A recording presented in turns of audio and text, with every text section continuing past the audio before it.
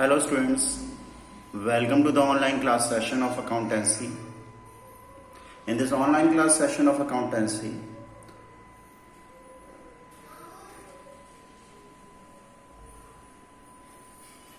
I am starting a new chapter, depreciation, provision and reserves. Okay, this is the beginning of the chapter. So, an introductory part related to the chapter will be explained to you today. In the chapter you can see the three terms are being used: depreciation, provision and reserves. The very first term, depreciation, is first to be explained to you. What is depreciation? Depreciation itself is the fall in the value and utility. Utility means use of tangible assets. Tangible means the assets which can be seen or touched, such as machinery, building, motor vehicle, etc., which can be seen or touched due to their constant use. Okay, there is a fall in the value of the tangible assets like machinery with their constant use, with their regular use, and with the with the changing passage of time. Okay, right, and that fall in the value of tangible asset is known by the name of depreciation. Okay, right, so depreciation is the fall in the value of tangible assets due to their constant use and expiry of time, with the change in passage of time and the use of the asset, the value of the asset decreases, and that decrease in value of asset, that fall in the value of asset, is known as depreciation. Okay, now the second term being used here is provisions and reserves. Provisions and reserves means we are accumulating the amount within the firm, within the business unit, in order to meet some obligations, the liabilities in the future.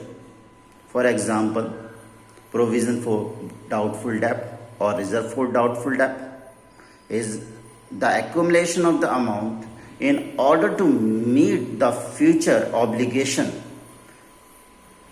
or to face the loss which will occur in the future due to a decrease in the value of what? Debtors. Bad debts means debtors are proved as bad. They are not going to pay us the amount in the near future. And because of this, what will happen? There will be a loss. And how we can just face this loss? When we are having some provision or reserves, we have accumulated some amount in order to face such loss, then only we can face such loss. Okay. Now, further you can see factors determining the amount of depreciation. Okay, which are the factors, which are the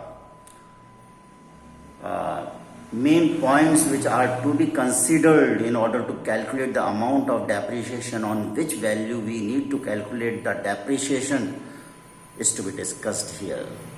For calculating the amount of depreciation, what value of asset is to be considered, what are the factors responsible for the amount of depreciation, whether depreciation value will increase or decrease, why the depreciation value will increase or decrease, what is the base behind, that is to be explained to you under this topic.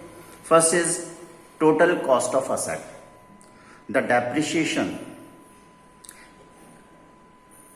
is calculated on the total cost of asset. Total cost of asset means the purchase price of the asset that is the price at which the asset was purchased from the market, plus the amount which was incurred in order to bring that particular asset within the business unit, as well as make it or bring it in the usable form. Whatever expenses are incurred, say the purchase price of the asset is 10,000 rupees. For bringing the asset within the business, 500 rupees was incurred as a transition cost. That is, the transition cost may be the freight charges, carriage inward, etc., and the installation charges for installing the machine. Okay, without installation, the machine can't be put to use.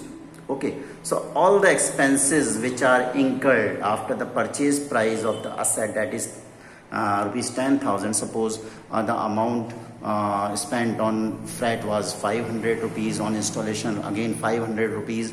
Total 1,000 additional cost was spent on the asset in order to make or bring it in the usable form. So the total cost of the asset is 11,000, on which the depreciation amount is to be charged.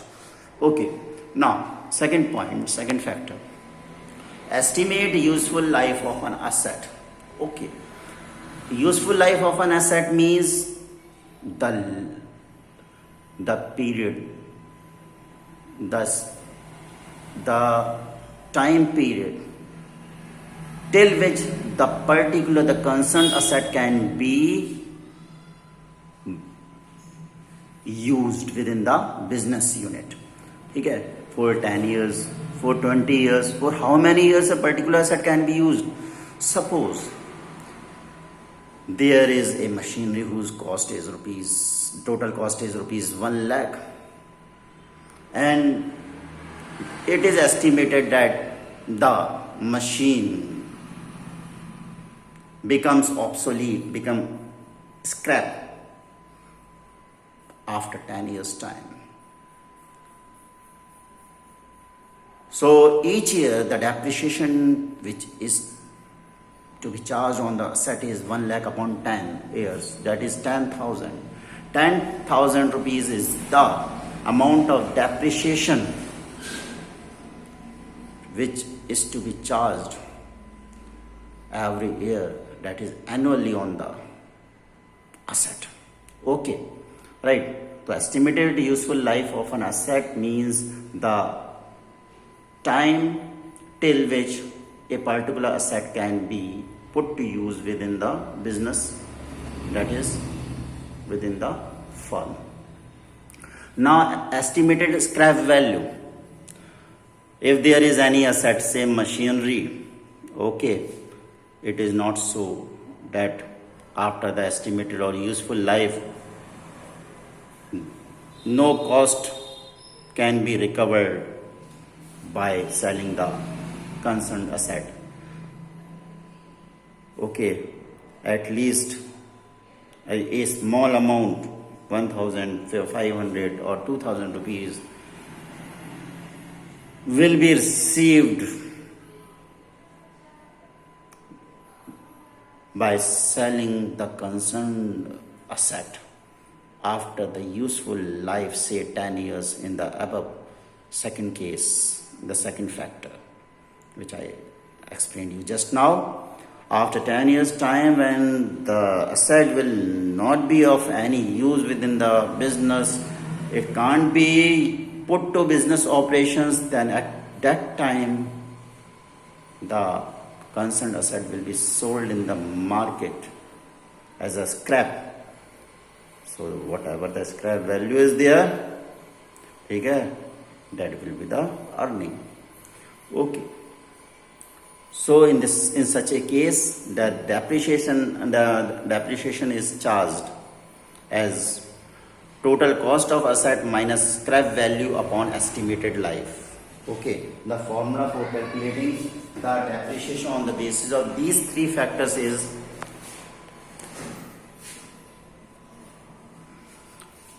total cost of asset minus scrap value upon estimated life.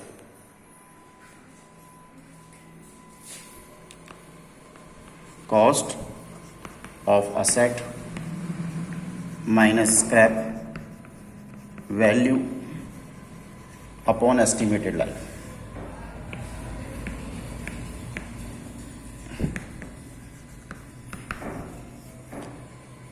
This is depreciation. Okay, this is one of the way of calculating the depreciation on a particular asset. The cost of the asset minus scrap value upon estimated life is one of the way of calculating the amount of depreciation to be charged on the particular asset. Okay, so that's all for today. Okay, this was the introductory part of the chapter. More explanation, more introduction, more introductory part will be explained to you tomorrow related to the same chapter. Okay, much theoretical portion is there related to the same chapter, so I will explain you first of all the theoretical portion. Okay, till then you can copy these notes. Okay, right, in your notebook. Okay, whatever I explained you just prepare the notes on the basis of that explanation in your fair notebook. Okay, right, that's all for today. Okay, right, and one more thing, you just start the revision process. Okay, right, revision process you start, because now you have to just attempt your next exams. Okay, very soon you have to face your next exam, right? So start the revision process also. A YouTube video link related to the same explanation will be shared by me in the class WhatsApp group. Okay, that's all for today. Have a nice day.